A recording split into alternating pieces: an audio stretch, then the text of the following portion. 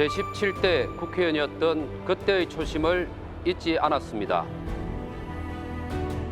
경험과 내공을 갖추고 다시 돌아온 국회. 국민의 믿음에 보답하는 정치를 하겠습니다.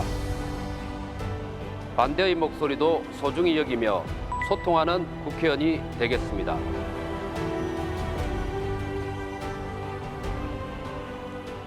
안녕하십니까. 22대 국회의원 이성권입니다.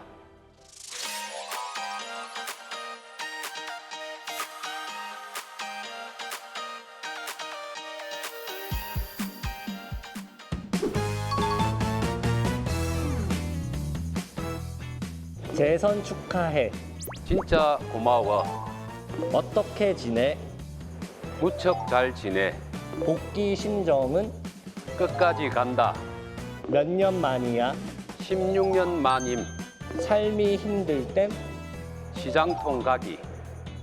부산 좋아요. 대박 좋아요. 하고 싶은 말. 모두 잘 살자.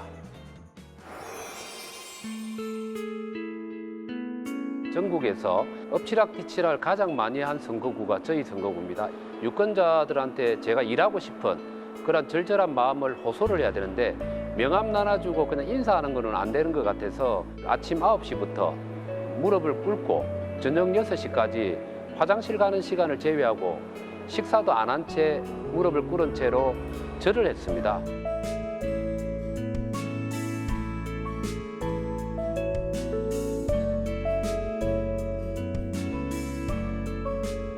(17대) 때 우리 그 젊은 의원들 중심으로 해서 크리스마스를 앞두고 난 다음에 사회적으로 좀 어려운 분들을 도와주기 위해 가지고 상징성 있는 일을 한번 해보자라고 누군가가 아이디어를 냈고, 그래서 함께 스튜디오 가가지고 캐럴송 노래를 하나씩 다 지정을 했어요. 저한테는 징글벨을 부르라는 징글벨 징글벨 징글오르벨 끝. 부끄러웠어.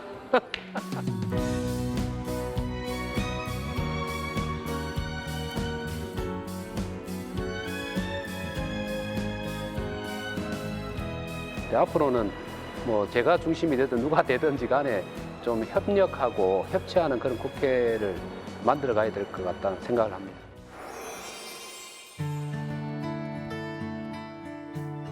고향은 경상남도 남해군이라는 우리나라에서 5번째 규모로 큰 섬에서 태어났습니다. 부모님의 영향이 저한테는 절대적이었습니다. 우리 어머니 같은 경우는 우리가 학교 간다고 밖에 나갈 때는 가기 전에 항상 껴안고 사랑한다는 말을 단 하루도 잊은 적이 없어요.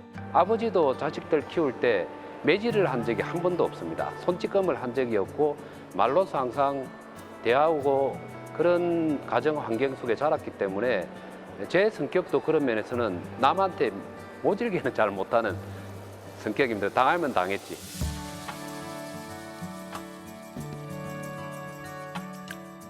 사색하는 걸 통해서 세상에 대해서 좀 분석하고 좀 변화를 시키는 방법이 뭘까 이런 고민하는 걸 좋아했기 때문에 시골에서 학교를 다녔지만 대학을 철학과로 가고 싶어 했어요.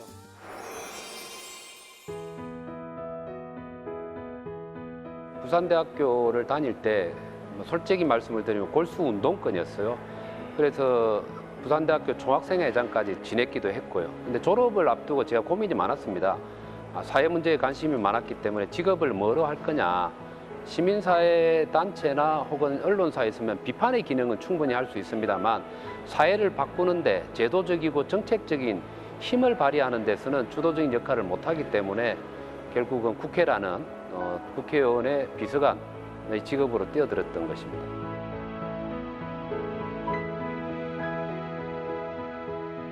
(4년간의) 국회의원 비서관을 하면서 1년 1년이 똑같으니까 근데 그 환경이 너무 깝깝하고 너무 싫었던 겁니다.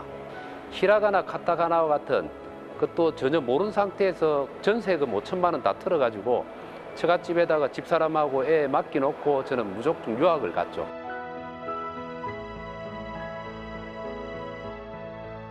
기왕에 간 김에 한국에서 국회에서 일을 했으니까 일본 정치의 현장, 국회에서 일을 하면 어떨까라는 생각이 자다가 진짜 들었습니다.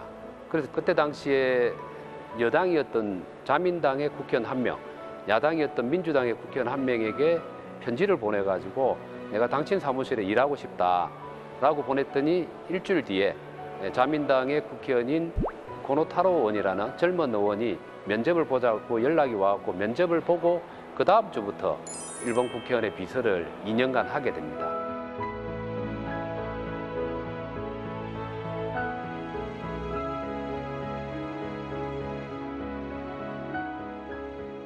제가 시민사회 비서관으로 일할 때는 오히려 보수단체 사람들을 만나는 것보다는 진보 쪽 단체 사람들을 훨씬 많이 만났습니다. 진보단체에 가서 후원금을 내기도 했는데 그게 보수단체에 알려져가지고 보수단체에서 저를 항의하는 시위도 벌인 적이 있습니다. 소수를 배제하고 소수를 무시하는 순간 공동체는 깨진다고 저는 생각을 하거든요. 그런 면에서 오히려 사회적 약자나 좀 더 비판적인 사람들의 목소리를 듣는 게 우리의 일이 아닌가.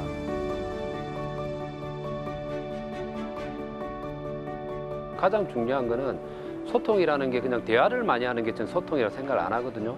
쌓였던 감정들을 풀어낼 수 있도록 해주는 게 소통이라고 생각하는데 그걸 하기 위해 가지고 제가 국회의원이 되고 난 다음에 매월 둘째 주와 넷째 주 토요일 날 오전 9시부터 12시까지 저희 지역 사무실에서 민원의 날 행사를 합니다. 현안 사업들도 제안하고 건의하는 사람도 있지만 사실은 개인의 억울한 사정을 또 토로하는 분도 있고 진짜로 천차만별의 사연들을 가지고 옵니다.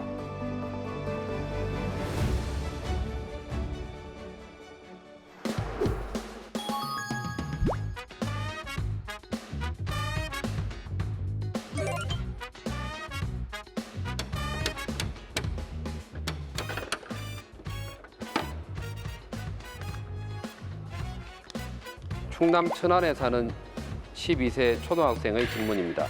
어릴 적 가장 이상하다고 생각했던 어른들의 행동은 무엇이었나요? 어르신들이 시골 분들은 농사를 짓다 보니까 술을 많이 드세요. 저는 술 먹는 걸 이상하다고 생각하지는 않거든요. 제가 이상하게 생각했던 건 뭔가 하면은 어른들이 똑같은 얘기를 계속 하고 있는 것과 왜 내 주장만 하고 이쪽은 내 주장만 하고 그렇게 해서 그냥 밤을 새버리는 모습을 사실 어릴 때 너무 많이 봐왔거든요. 그래서 그게 가장 이상한 모습이었는데 이게 지금 대한민국의 정치의 모습, 국회 본회의장의 모습 아닌가 하는 생각을 조금 해봅니다.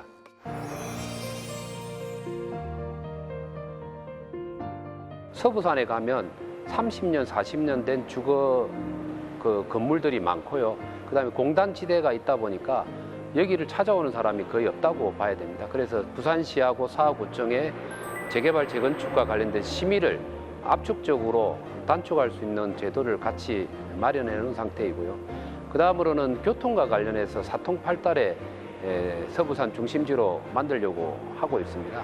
제2대티터널이라고 우리 사하구에서 원도심으로 빠져나가는 기존의 터널이 하나가 있는데 이게 정체가 심해서 제2대티터널을 새로 지금 마련하는 중인데 중앙정부에서 경제성 평가와 정책성 평가를 하고 있습니다.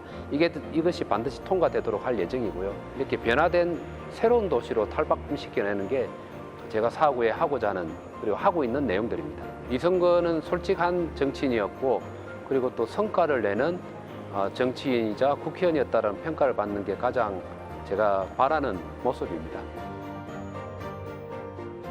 선서 나 22대 국회의원 이성권은 성실한 의정활동으로 국민의 목소리를 직접 듣고 해결하는 국회의원이 될 것을 국민 앞에 엄숙히 선서합니다.